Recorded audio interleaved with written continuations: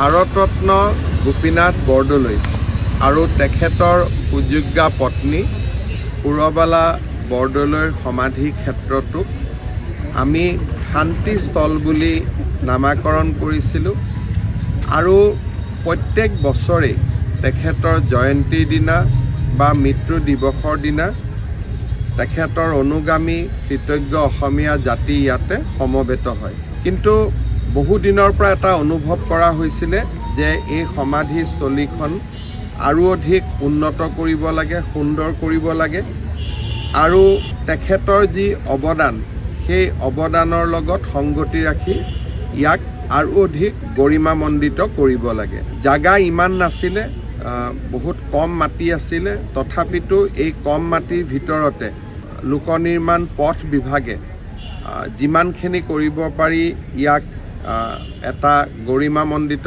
কৰাৰ প্ৰচেষ্টা কৰিছিলে।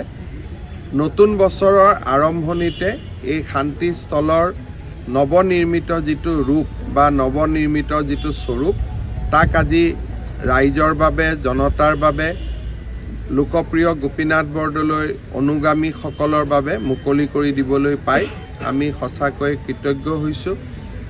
গুৱাহাটী লোকসভা সমষ্টিৰ সাংসদ বিজুলী কলিতা মেধি, পূব গুৱাহাটী সমষ্টিৰ বিধায়ক সিদ্ধাৰ্থ ভট্টাচাৰ্যী, পৌৰ নিগমৰ মেয়ৰ মৃগেন শৰণীয়া আৰু লোকপ্ৰিয় গোপীনাথ বৰদলৈৰ সুযোগ্য পুত্ৰ বলীন বৰদলৈ আমি সকলোৱে আজিৰ এই সুন্দৰ অনুষ্ঠানটোৰ সাক্ষী হ'বলৈ পাই গৌৰৱ অনুভৱ কৰিছোঁ।